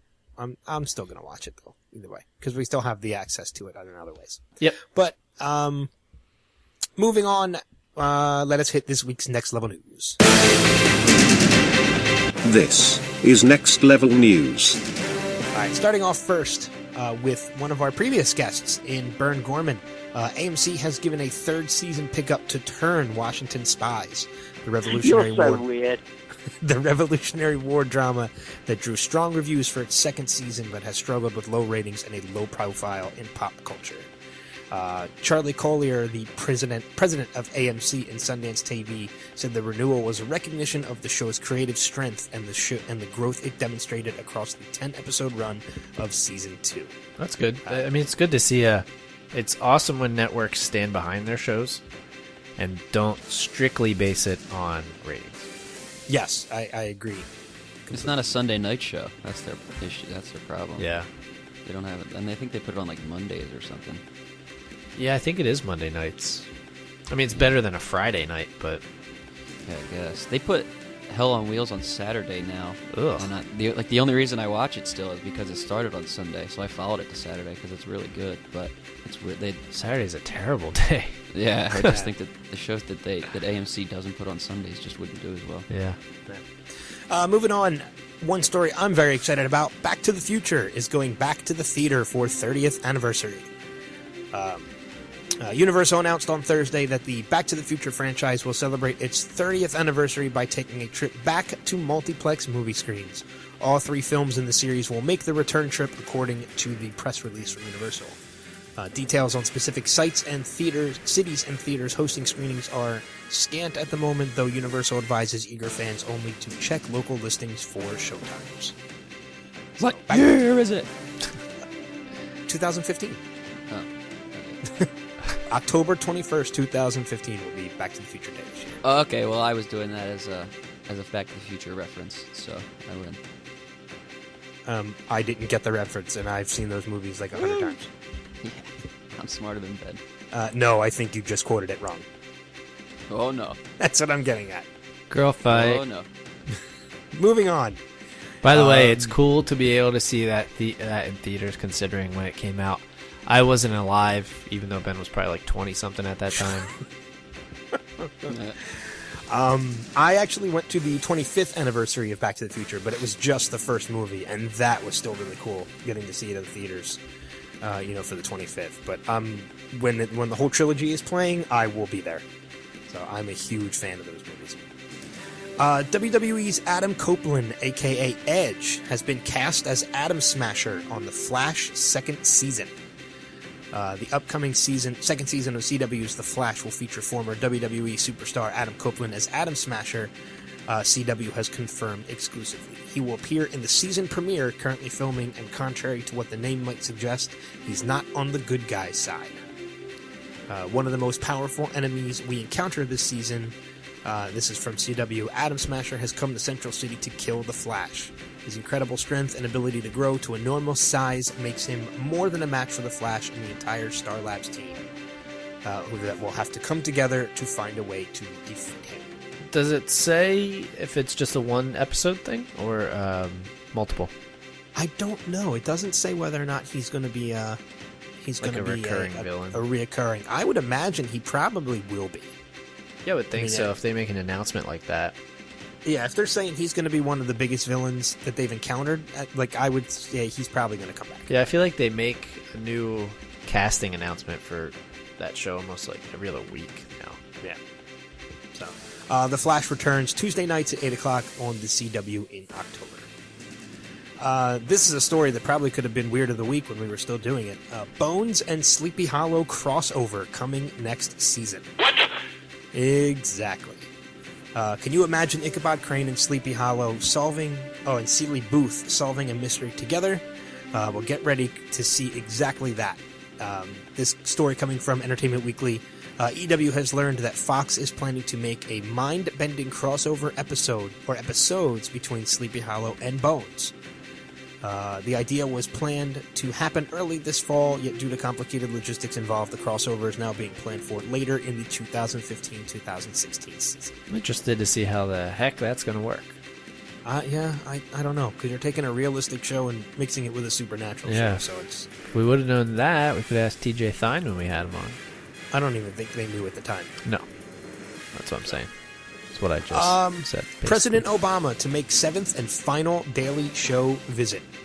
President Barack Obama will make his 7th and final appearance on The Daily Show in advance of Jon Stewart's departure. Didn't we do this before, or was that Letterman? No, that was Letterman. Oh, my God. Stewart will host Obama on his Comedy Central talk show on Tuesday of this week, marking his 3rd visit since becoming president in 2008. Stewart's last episode of The Daily Show airs on August 6th, and new host Trevor Noah officially takes over on September 20th. And finally, for Next Level News, this is a story that's been rumored for so long and has finally been confirmed by the director himself. Goonies 2 is happening with the entire original cast returning. Do the truffle shuffle. The Goonies 2 sequel has been confirmed after scripts and rumors have been floating around Hollywood for many years. We finally have confirmation of the sequel. The original, and the best part, the original cast are returning for the sequel. Script for Goonies 2 has been written some years ago, which follows a group of new kids, the sons and daughters of the original Goonies, who all go off on an adventure like the one seen in the original movie. Most of the cast, including Sean Astin, Josh Brolin, Corey Feldman, Kerry Green, and Mark Plimpton, have expressed an interest in returning for the past few years. For a while, Warner Brothers considered turning the title into a direct-to-video franchise like they did with Corey Feldman's The Lost Boys. Whilst director of the original Goonies, Richard Donner was in the street signing pictures. He had this to say. A reporter asked him, "Are you making another comic book movie?" And Richard Donner replied, "If you call Goonies a comic book movie, we're doing a sequel." Dr. Jones. That was Data. Yeah. So, but that is going to wrap it up for Next Level News. So, anyway, on the grips of all the things that came out this week. Last week we had Comic-Con. This week we have the Emmy Awards that are going to be on September 20th on Fox. They're going to be aired live on Fox, and with Andy Samberg, who's going to be hosting, which is going to be interesting. Does Fox always have the Emmys? I don't know. I think they've been on all the networks before. I think they kind of rotate. It's not like the Tonys, which is always on NBC and stuff. But I can't remember if it's always been on Fox or not. So, but we are going to give you the full rundown of the scorecard as to the networks that got the most nominations, as well as who was nominated and what was nominated at the same time. So where do we want to start? Do we want to go with which networks got the most? It's all television. Well, then that would be a good place to start. All right, we'll just run down the nominations, and then we'll just talk about it as we go on. We'll start with nominations for Outstanding Drama Series. Nominees are Better Call Saul on AMC, Downton Abbey, Game of Thrones, House of Cards, Homeland, Mad Men, and Orange is the New Black. Was Better Call Saul that good? I didn't think I heard. Yeah, Better Call Saul's great. Is it? Okay. I hadn't heard like a ton about it, so I didn't know if it was just on there because of Breaking Bad. I caught the first episode and I liked it. I just haven't watched anything since. It was so good you didn't watch the rest of them. I just got tied up with other stuff. That's all. I haven't seen Downtown Abbey, but I mean, it's nice of them to nominate all these other shows. But when Mad Downton, Men not Downtown, is the winner. So it's not ghetto. Downtown. It's Downton, not Downtown. Downtown Abbey will lose because Mad Men is nominated, and it's the last season. Yep. So see you later. Probably gonna win. Yeah. Yeah, that's usually what happens. No, outstanding. No Sherlock. No Sherlock, and no Walking Dead again. Yeah, I don't know if I guess it would be considered drama. I saw that Empire got snubbed. Yeah. We'll go over the list of snubs and everything as well. But moving on, nominations for Outstanding Comedy Series are Louie, Modern Family, Parks and Recreation, Silicon Valley, RadioOnline.com/interviews. Which one? Silicon Valley. Silicon Valley for TJ Miller. Yep. Unbreakable Kimmy Schmidt and Veep. So, by the way, the best season of anything of the Netflix originals right now is season 1 of The Unbreakable Kimmy Schmidt this year. It's on my list. I haven't seen it yet. It's better than Orange is the New Black, and it's better than House of Cards. What? House of Cards? I mean, you're talking you thought the different House of Cards things. season was phenomenal? I don't know. I haven't finished season 3 yet, so no spoilers. No, I didn't think it was phenomenal. Yeah. Well, Unbreakable Kimmy Schmidt. Oh, so you're saying it's better than this season 3 of House of Cards? Yeah. Okay. And it's better than whatever this season is of Orange is the New I Black. thought you meant as a whole. Orange is the New Black. Is that on the downslope? I don't know. The season just wasn't that good. Yeah. It probably was, but it gets more. It's more, for lack of a better term, and to be politically correct, girly this year than it has been in the past. Oh, really? Yeah. I think that's, and this doesn't isn't exactly fit my bill. Yeah, this isn't a stab at you or anything, but I think that's the direction they were trying to go with it, because I think a lot of women got on board with it. Yeah. Well, I mean, it makes sense because it's like a women's prison show, and it's about all women, so it does make sense. It had some things that were for everyone, and it had less of that in this recent season. Cool. Moving on with the nominations, lead actor in a drama. Nominees were Bob Odenkirk for Better Call Saul, Kyle Chandler for Bloodline, Kevin Spacey, House of Cards, John Hamm for Mad Men, Jeff Daniels, The Newsroom, and Liev Schreiber for Ray Donovan. We know where Steve's leaning towards this one. Hammer. Again, This category is stacked it's the though. last season, but yeah, you're right. It is stacked. Holy crap! There's a lot of good, I feel like lot of good potential in that one. I feel like Jeff Daniels he didn't get nominated last year, I don't think, but I think he did the year before, right? But this is also Newsroom's last season too. Oh, is it? Yeah, that's Yeah, not as big Liev- as Mad Men though. Liev got snubbed last year too. Yeah. And so it was good to see him get nominated. But Do you I don't actually think he's call gonna him win. Liev, or do you? He hates being called Liev Schreiber. Really? His name is Liev, yeah. Huh. And like wow. he gets confirmation. He came up about in it. our interview with Kevin Durant because they were both in Wolverine. X-Men Origins Wolverine. Yeah, Yes. well done. I like John Hamm though. I'm actually rooting for him for that one because I'm a big fan of John Hamm. Yeah, he hasn't won enough. Did Kevin yet. Spacey win last year? I forget. Probably. I don't remember. We are such a good podcast. Yes. Lead actress for a drama, Taraji P. Henson for Empire. So there's one less that it was snubbed. Claire I Danes meant the for show as a whole. Yeah. Claire Danes for Homeland, Viola Davis for How to Get Away with Murder, Tatiana Maslany for Orphan Black, Elizabeth Moss for Mad Men, and Robin Wright for House of Cards. Claire Danes' reign will end this year, which is going to be interesting. You think Taraji P. Henson's going to win it? I do. Yeah, I'm kind of Because on the same people boat love her. with that one. Yeah. Everybody loves her in that show. So, not that I've seen it, but it seems as though all the momentum is for her. Yeah. We're going to skip a couple of these categories, some of the ones for like limited series and stuff like that, but we'll stick with some of the main ones. Lead actor in a comedy, Anthony Anderson for Blackish, Matt LeBlanc for Episodes, Don Cheadle, House of Lies, Will Forte, The Last Man on Earth, Louis C.K. For Louis, William H. Macy for Shameless, and Jeffrey Tambor for Transparent. I know who I would like to see win this award, even though I don't think he will. You would like to see Will Forte win, but Jeffrey would. Tambor will win. I would love to see Will Forte win this award, because I think The Last Man on Earth is one of the best shows Fox has put out in a long time. That's fair. But Jeffrey Tambor plays a cross-dresser. So. Exactly. How's Matt? Is Matt LeBlanc's episodes that good? Yeah. It's great, man. It's really good. That's like because I was surprised to see his name on there. Yeah, he's won before. He's won a couple times. Oh, really? I think the show was won before too. It's won other Emmys, maybe not for best drama. Well, or best comedy. he was nominated last year. Jim Parsons won though, and Jim Parsons is not nominated this year. Yeah. Well, this past season of Big Bang was kind of weak. So, Was it? Yeah. It's still funny, but just kind of weak. Lead actress in a comedy series, Lisa Kudrow for The Comeback, Lily Tomlin for Grace and Frankie, Edie Falco for Nurse Jackie, Amy Schumer for Inside Amy Schumer, Amy Poehler for Parks and Recreation, and Julie Louis-Dreyfus for Veep. This is another stacked category. Yeah, Louis I haven't Dreyfus seen won enough last of year. these. I haven't seen enough of these. Lisa Kudrow is great in The Comeback. But I mean, Amy Poehler, after seeing all seven, like I said, catching Parks and Rec, Amy Poehler's great in Parks and Rec too. Yeah, and, she's awesome. Yeah. And Amy Schumer is just hysterical. Yeah, I think inside this Amy is Schumer. this is her first nomination, isn't it? Amy Schumer's. It is. Yeah. Yeah. She's hot this year. She's very hot this year. I mean, she's moved up. And we were going to try and reach out to her for the Oddball Comedy Fest that's coming to Philly, but she might be a little hard to get now. Yeah. Because of all this attention that she's Yeah, getting. maybe last year we could have, but Yeah. I'm still going to try, but who knows. Nominated for reality competition series, The Amazing Race, which is nominated every year. Dancing with the Stars, Project Runway, So You Think You Can Dance, Top Chef, and The Voice. I haven't seen any of these, so I'm going to say Project Runway. I think Project Runway has won it before too. Really? Yeah. I think Give me that. I know The Amazing Race has won a number of times.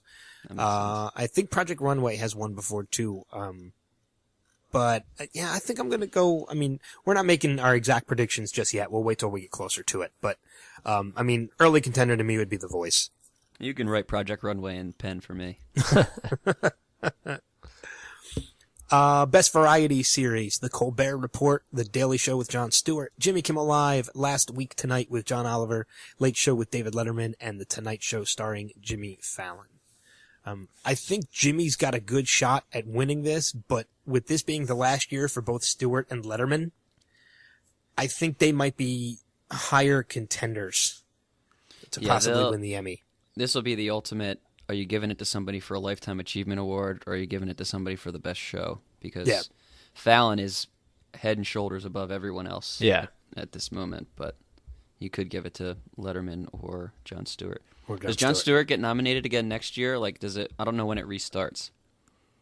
I don't. Like, since he's done in August, does he get to go again next year? Or Yeah, I don't know. That's a good question. I mean, he can still potentially. Well, no, he can't because Colbert is done too. I was going to say he was an executive producer in Colbert.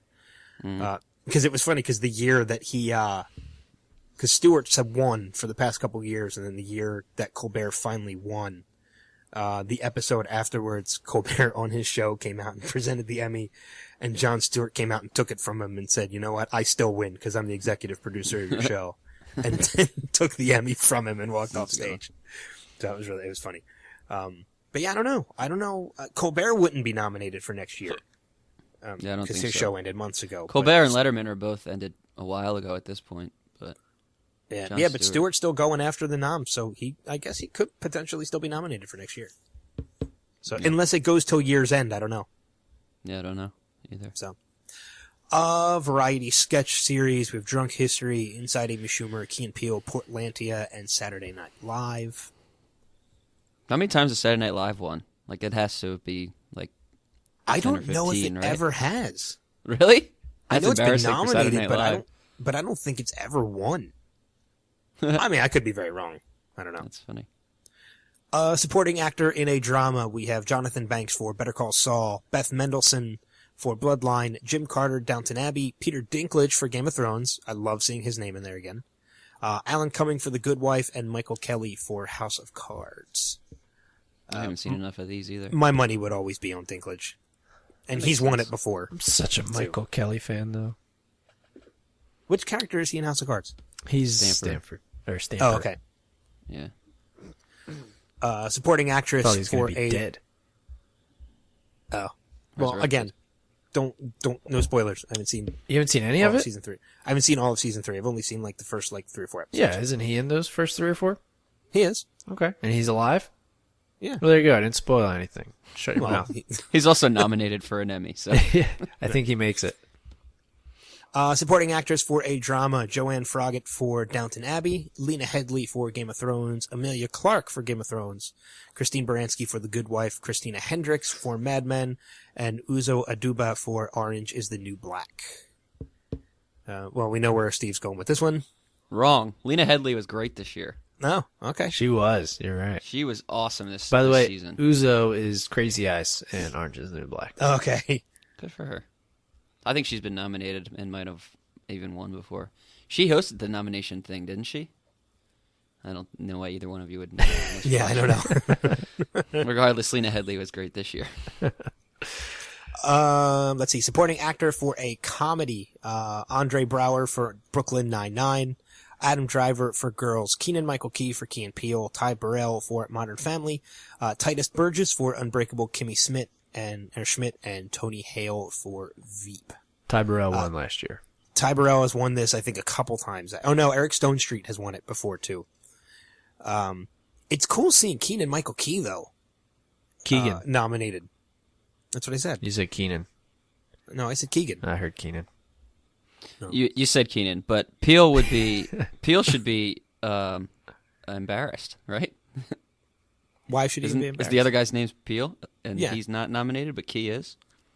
Well, The poor other guy. Now we know who the better one is. Well, this is supporting. Maybe they consider Peel the lead. Wow. Maybe I got it. Keegan, good call. Michael Key should be upset. That's fair. Supporting actress for a comedy, we have Mayim Bialik for The Big Bang Theory, Niecy Nash for Getting On, Julie Bowen for Modern Family, Allison Janney for Mom, Kate McKinnon for Saturday Night Live, Gabby Hoffman for Transparent, Jane Krakowski for Unbreakable Kimmy Schmidt, and Anna Klumsky for Veep. More nominees in the supporting actress than there are in actor. Yeah, Allison Janney won last year. I mean, there's 6 for actor and there's 8 for actress, so.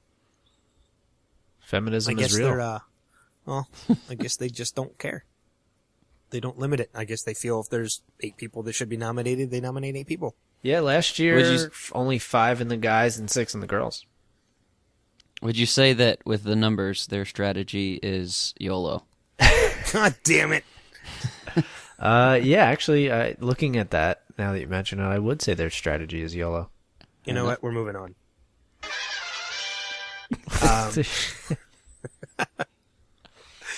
Guest actor for a comedy. These will be the last two that we'll read, and then we'll go over some of the scorecards. But guest actor for a comedy would be Mel Brooks for The Comedians, Paul Giamatti for Inside Amy Schumer, Bill Hader for Saturday Night Live, Louis C.K. for Saturday Night Live, Bradley Whitford for Transparent, and John Hamm for Unbreakable Kimmy Schmidt. John Hamm was in Unbreakable Kimmy Schmidt? Hammer, he's great. Schmidt. Schmidt, I know. You correct Steve all the time. He's so good. I corrected myself, too, so leave it alone. You said Schmidt like 80 times. I said Schmidt as you were saying it, too, so shut up. You guys are taking away from John Hamm's performance in the How many episodes is that first season, Steve? I don't know. Whatever.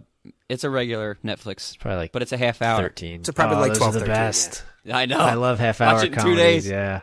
Tell me how it is on Tuesday. I think we were talking about it last week. You weren't here, but I was saying how much I love half-hour premium comedies. Yeah, we were both saying that's more of what they should be. Yeah. So good. And guest actress in a comedy series, Christine Baranski for The Big Bang Theory, Gabby Hoffman for Girls, Pamela Adlon for Louie, Elizabeth Banks for Modern Family, Joan Cusack for Shameless, and Tina Fey for Unbreakable Kimmy Schmidt. Good job. Christine Baranski, she was a Who in The Grinch. Yes, she was in The Grinch. She plays Leonard's mom, right? Yes. Okay. Yeah. Has she been nominated for this before? Because she's been in many seasons of Big Bang. She's been in at least the past four. Yeah. Past 4 seasons of Big Bang Theory. So it might have been 5, I don't know. But nominations by series. Game of Thrones scored the top with 24 nominations. American Horror Story Freak Show with 19. What? I hate that. Well, it's a limited series. They rack an all limited series. Yeah, that's true because there's not as many. Yeah. They probably have 3 or 4 actor and actress. Yeah, they got a huge cast and it's a limited series. 2 actors and 3 actresses. Yeah, that's just the supporting. Yeah, that's about right. It's a stupid series. So, but you know what? Out of all the ones that they've got nominated, they have 19 nominations, but none of them were the biggies. No lead actress. They're a limited series. Did you go over a miniseries? They don't qualify. Oh no, that's right. We didn't read some of them. Yeah. House of Cards got not reading all of these, but House of Cards got 11 nominations. Mad Men with 11 nominations. Transparent. Transparent with 11. Boardwalk Empire with Boardwalk Empire. Didn't that end like 2 years ago? Are you looking at the right year? Yeah. Okay. You just didn't say any Boardwalk Empire, and then you told me that Boardwalk Empire got 11 nominations. That's what I mean. Like, I don't. That's got to be a typo. No, it's July. This is from July 16th, 2015. Boardwalk Empire with 10 nominations. That's weird. Oh, yeah, there they are. Yeah, they are. They have on 11. Here. Yeah. YOLO. They got a bunch. It's all production design. Okay. And other stuff that you didn't. But I mean, didn't the show end over a year ago? No, it ended in 2014. So in October. So it probably still qualifies. So just at the end, probably. Yeah. Mm-hmm. Nominations by network HBO with 126 nominations. That's probably deserved. They win that one every year. Yeah, that's probably deserved. Crazy. Yeah. FX Networks with 38. Comedy Central with 20. Comedy Central in the top 3. FX 38. Wow, that's good. Yeah. For it's not even like a prime time, or not a prime time, but it's not one of the, like it's not on basic cable.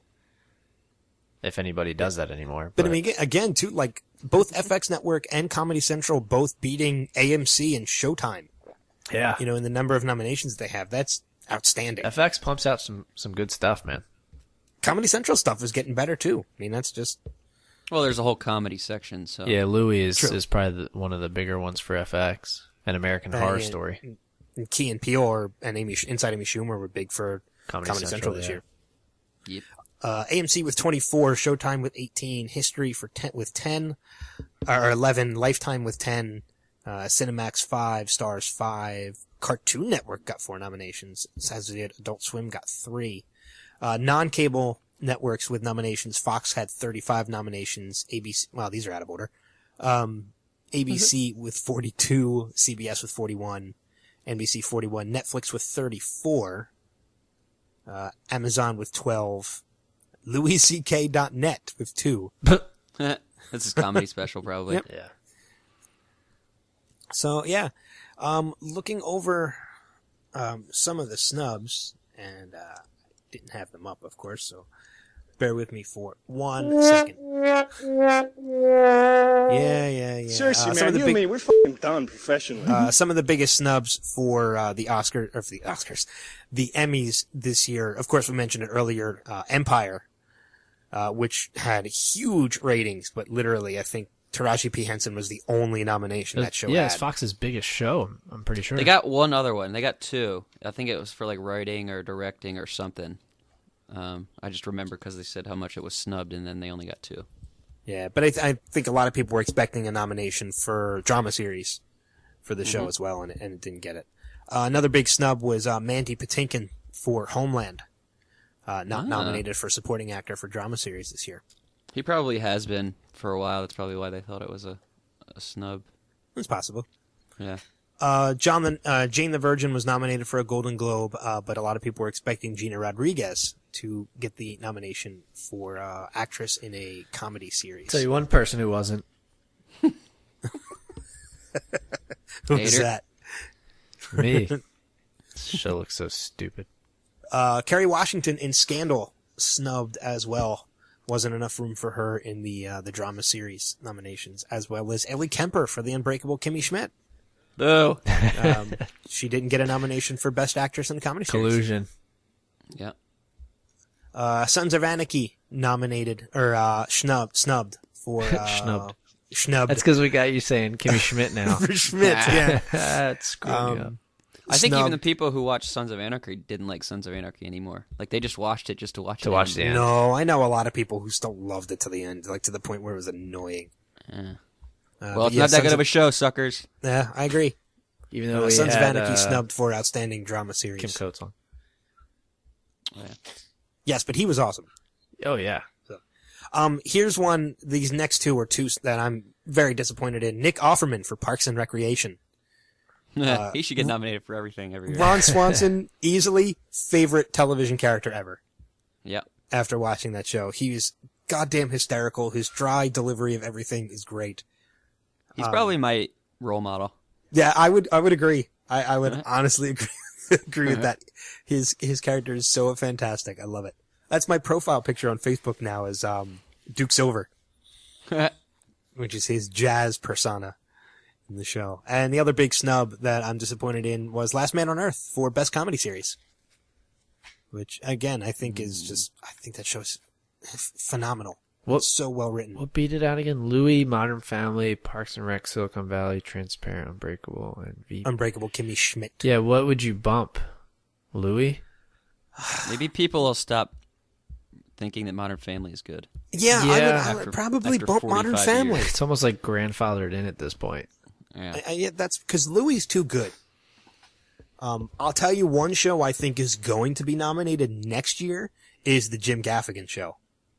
Yeah, I watched that. You think TV Land will get the respect? I don't know, but that they show put it on was another great. channel. What else does Nickelodeon owns everything or MTV? Yeah, they whoever do owns show it on something else. You're right. Yeah, they put it on something else, and I think it was Comedy Central, wasn't it? I don't know. I've been watching it on Hulu. Hmm. Yeah, I'm not sure. But yeah, I thought that show was great. At least the first episode that I saw was great. Hulu has the second episode up already, and it doesn't even air until, they're showing the air date as August 12th, which I think that is wrong. That's a long time. Hulu showing the air date is August 12th, but I don't think that's right at all. But the Jim Gaffigan Show, Hulu's got it listed as TV Land. Yeah, it is. I definitely watched it on TV Land. Maybe but I think I saw it somewhere else, like the next day. Yeah, I might have They aired seen it it somewhere come. See, I don't remember. I feel like I was flipping through my guide, and it was like it wasn't TV Land that it was replaying on. Yeah, I agree. We're in agreement. Okay. All right. But yeah, I think that's got a strong possibility of possibly getting nominated for an Emmy next year, but I could be wrong. Another show I didn't see nominated that I just realized now out of the snubs is The Blacklist. We didn't see Spacey nominated for drama. We didn't see the show nominated. Is it not as good anymore? Maybe it just didn't do as well, it performed as well, in the second season. Well, Kevin Spacey's not in that show. No, he's not. You said Spacey. Did I say who? I said Spacey? Yeah, you said Spacey wasn't nominated for drama. Oh, I meant James Spader. Okay. I was going to say because Spacey was nominated. Yeah. He was for House of Cards. Jim Parsons for Big Bang Theory was another snub this year, although I don't think that was a big surprise. Was it though?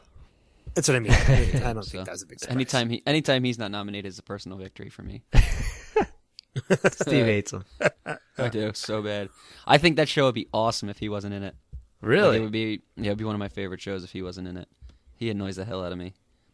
But everybody else thinks he's the reason that the show is good, so I just don't watch the show. Yeah, I'm not caught up, but I've seen some like more recent episodes that I don't know, I feel like I don't know, they made Penny seem stupid earlier in the series too, but I feel like it's gotten out of control at this point. What, how stupid she is? Yeah. Huh. They kind of did the same thing in Boy Meets World with his brother, Eric. Like in the early seasons, he was like the attractive older brother that was like really popular, and then later in the series, he just became a complete moron. Yeah, that's true. Great Boy Meets World observation. Thank you. Moving on now to a couple just of the surprises. A couple of them we had mentioned already. Homeland being nominated for Best Drama Series. Comedy Central getting the number that they have through Drunk History, Inside Amy Schumer, and Key and Peele. Kyle Chandler in Bloodline was a surprise, as well as Anthony Anderson in Blackish. Keegan-Michael Key from Key and Peele, as we had nominated, but not Jordan Peele. Yes! I got it! And Will Forte for Last Man on Earth, which I'm happily surprised to see him nominated. Last week, Tonight with John Oliver was a surprise, as well as I don't think Parks and Rec is that big of a surprise. It did terrible in the ratings. Like the reason they were nice to Parks and Rec to let them finish it on their own terms, because they could have canceled it at any time because the ratings were so bad. But that shouldn't really influence the Emmy nominations. Because Walking Dead's not nominated, so by the way, it's not a ratings contest. Orange is the New Black officially listed as a drama, so I think we all realize it's not a comedy, even though it kind of tries to be. Even though they call their episodes "It's the Great Blumpkin." Yeah, but it is an hour long too, though. Didn't Nurse Jackie get nominated for comedy too? And even Edie Falco has come out and said, "I don't see how this is a comedy." Yeah, I think some of them fall in between, and they just don't know where to put them. Yeah, that could be. But the last couple of surprises, Lisa Kudrow for The Comebacks, which I don't think is that big of a surprise. I think she's good in it, but she's also more of a. She's good in it because she has serious moments within. It's like a black comedy, a dark comedy, and she has serious moments in it, which is good. Did Sherlock not have episodes last year? They didn't. They've been off. They've been over for over a year. Over a year now. Okay, that's why they're coming back. Then. They're coming back this Christmas. Yeah, maybe the BBC's special. on strike because the Luther wasn't nominated and Dominic West. The Hour wasn't. The Hour might not be on anymore, but BBC just hasn't pumped out content that much this year. Yeah, that's a good point. The Unbreakable Kimmy Schmidt nominated was a surprise, which I haven't seen it yet, so I don't know. No, it wasn't. Show of the year. Nope, just kidding, Mad Men. And last on the surprise list was The Flash for visual effects, which is pretty damn cool. Yeah, I see what you did there. So, but yeah, that's pretty much some of the Emmy nomination coverage that we have for you. As we get closer to the Emmys, like a week or two before, as we have done before, we'll give you our rundown. We'll make our predictions, and then we will see afterwards. Those are usually the weeks that we'll watch the Emmys on Sunday, and then we'll record the podcast on Monday just so we can go over everything. But as we get closer, we'll make some predictions. We all still have some shows we need to watch in order to make some valued predictions. Yeah, I gotta find Downtown Abbey. I haven't found it yet. I found Downton Abbey. No, Downtown Abbey. I don't know what channel, what network Downtown Abbey is on. Probably MTV. BBC, maybe. Yeah. So, but we're gonna get ready to head out. But before we do, we have one other thing that we have to do, and that is Adam's weekly update. And now, the Showcast Weekly Update. This week's weekly update brought to you by YOLO. YOLO! God damn it. You son of a bitch. First up, Lil Wayne's record label has... YOLO. Good one, dude. I'm glad I put this first. Lil Wayne's record label has fired a $50 million lawsuit against Jay-Z's Tidal music streaming service after it released Wayne's new album entitled Free Wheezy Album at no charge to consumers. When asked about the suit, Jay-Z responded by saying, quote, well, then he should have named it $9.99 Wheezy Album. Yeah. Yeah. The rock band Three Doors Down stopped a concert earlier this week because one of the men in the audience allegedly hit a woman. In other news, apparently Ray Rice is a big Three Doors Down fan. Oh, man. 2 for 2. Stop it. 9 months after it was legalized, they now have outlawed ripping CDs to your computer for personal use in the UK. Another bill has also been passed fining anyone who didn't rewind their VHS tape when they returned it to Blockbuster. Okay. And finally... That's old school. Yeah. And finally, NBA player JaVale McGee said that if he ever got married, he would want R. Kelly to sing at the wedding. R. Kelly responded by saying he would love to perform, although the reception would just have to be... could not be within 500 yards of an elementary school. Yes. JaVale McGee's the best player in the NBA. He was on the Sixers, wasn't he? Sure was. Yep. He's the greatest. And that's your weekly update. All right, cool. So with that being said, it is time for us to wrap things up and get the hell out of here. So if anybody have anything they want to mention before we head out? YOLO. YOLO. I think I would like Ben to mention what the package was on his porch. And maybe I'm not going to mention just a rough what the package estimate on price. No. $7. No. I'm not going to mention what the package was. We're going to drop it right now. Okay. Not like Stop whining. I have more clips to play, but my damn mouse died on my laptop, so I can't get to them. That's what you get. Your mouse only lived once. YOLO. That's not true. That's exactly what you are. Ordering stripper cakes off Amazon. Of course you're a pervert. I don't care if you're a pervert, yo. YOLO. You idiot. All right, stop playing Arnold clips. I found the Arnold soundboard, so I'm happy. All right, cool. Steve, how about you? Yeah, whatever Adam said about YOLO.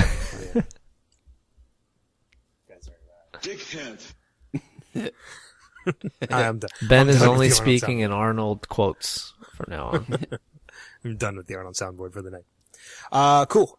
So that is going to wrap it up. Special thanks once again to Kevin Durand from FX's The Strain, for joining us this week. Next week, we have a couple irons in the fire. Nothing confirmed as of yet, but all you have to do is, just keep an eye on our website, www.nextlevelradioonline.com, as well as our Facebook page, facebook.com/nextlevelradioonline.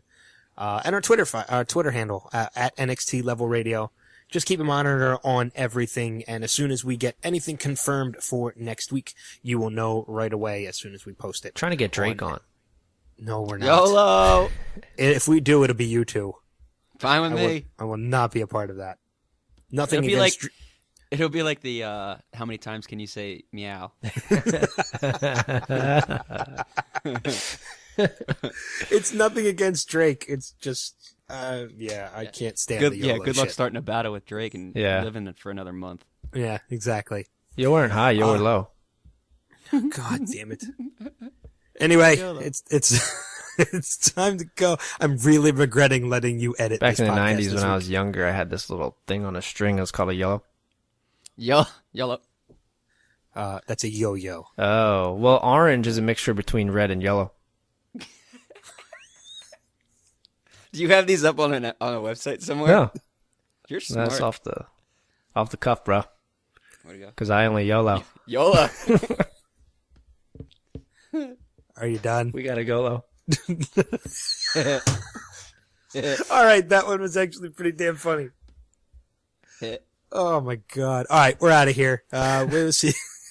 We'll see you guys around the bend, guys. Take care. Later. Carpe diem. Stop whining.